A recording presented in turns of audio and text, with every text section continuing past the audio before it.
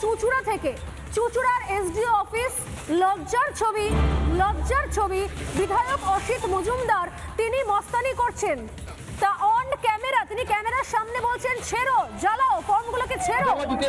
Form 7 জমা রুখতে তৃণমূলের দাদাগিরি সেখানে চুঁচুড়ার এসডিও অফিসে প্রকাশ্যে ছেড়া হলো ফর্ম 7। এটা এসডিও অফিসের ছবি, চুঁচুড়ার এসডিও অফিস, এখানে প্রকাশ্যে ফর্ম 7 ছেড়া হলো এবং বিধায়ক অসিত মজুমদার তিনি মস্তানি করলেন। আমি এই অডিওটা একবার চালাতে বলবো টিমকে, এই চালাও ভাই। কেন জমা দিচ্ছি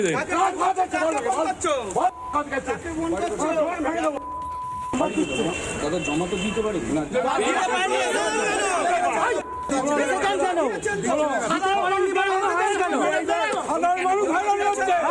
সাধারণ মানুষ হয়রানি হচ্ছে।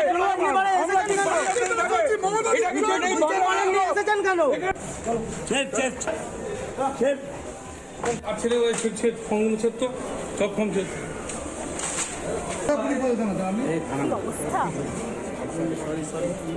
দেখুন এই ছবি, ছেড় বলছে, নিচে দাঁড়িয়ে থেকে ফর্মগুলোকে ছিঁড়ছে।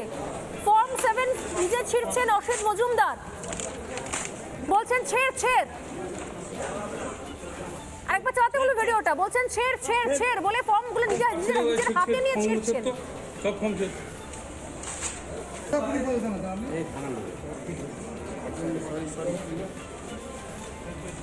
যে ছবি দেখতে পাচ্ছেন, ফর্মগুলোকে ছিঁড়ছেন নিজে থেকে অসিত মজুমদার।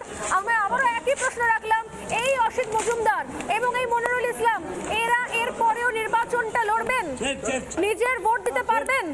আমি সরাসরি এই শো থেকে নির্বাচন কমিশনকে বলছি, অনুরোধ করছি নির্বাচন কমিশনকে, এরপরও যদি এই দুজন বিধায়কের কাছ থেকে কেন তাদের ভোটাধিকারটা কেড়ে নেওয়া হবে না? তারা এরপরও যারা নির্বাচন কমিশনকে এইভাবে হ্যারাস করছে, যারা এই নির্বাচন কমিশনের একটা অংশ, ফর্ম 16 নিজের হাতে ছিঁড়ছে, যারা বলছে নির্বাচন কমিশন জ্বালিয়ে দেবো, কোমর ভেঙে দেবো, তারা এরপরও ভোট দিতে পারবে? ভোট দেওয়া উচিত, এই দুজনের ভোটাধিকার ক্যান্সেল করা উচিত আমার মনে হয়। আমি দীপাঞ্জন চক্রবর্তীর কাছে আসবো, তবে তার আগে হাত তুলছেন অম্বিকানন্দ মহারাজ। এক লাইন।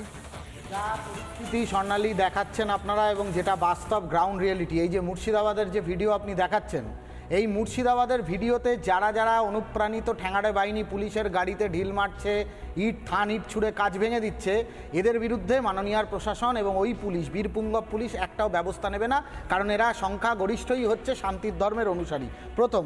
দ্বিতীয়ত, এই যে অসিত মজুমদার বা এই যে মনিরুল ইসলামের কথা আপনি বলছেন, এই মনিরুল ইসলাম বা অসিত মজুমদারের বিরুদ্ধে এরা কোনো ব্যবস্থা নেবে না, পুলিশ তো কিছু নেবেই না। আরে যে পুলিশকে তৃণমূলের নেতা অনুব্রত মণ্ডল মা বোন তুলে ধর্ষণ করার কথা বলে, সেই পুলিশের কাছ থেকে আপনি কি নিরপেক্ষতা আশা করেন? আর তৃতীয়ত, এই শোতে বসে একদম প্রকাশ্যে বলছি, পশ্চিম বাংলাকে যে রাজ্যের দলনেত্রী মুখ্যমন্ত্রী স্যান্ট্রো গাড়িতে চেপে গিয়ে প্রতীক জৈনের বাড়ি থেকে ফাইল নিয়ে আসতে পারেন, যে রাজ্যের ডিজি মুখ্যমন্ত্রীর দলদাস হিসেবে ফাইল এবং তথ্য প্রমাণ লোপাটে সহযোগিতা করেন, সেই রাজ্যে রাষ্ট্রপতি শাসন ছাড়া কোনোদিন হিন্দুদের সুরক্ষা না দিয়ে কোনো নির্বাচন লড়া সম্ভব নয়। তাই রাষ্ট্রপতি শাসন জারি করতে হবে নির্বাচন কমিশনকে, না হলে হিন্দুদেরকে আবার একটা ঘর বাড়ি জ্বলা, আবার একটা শামসেরগঞ্জ ছুটি ফারাক্কা দেখতে হবে। আপনার চ্যানেলে বসে এই অভিযোগ করছি আমি। তাই নির্বাচন কমিশন এবং কমিশনার জ্ঞানেশ কুমার তারা পশ্চিমবাংলায় আসুন, এসে এখানকার গ্রাউন্ড রিয়েলিটি দেখুন, আর দেখে একটা ব্যবস্থা নিন, তা না হলে পরে এই এসআইআর প্রক্রিয়াকে বন্ধ করুন।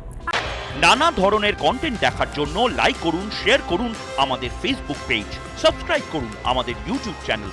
পাশাপাশি অন্যান্য ব্রেকিং নিউজের জন্য অবশ্যই চোখ রাখুন রিপাবলিক বাংলায়।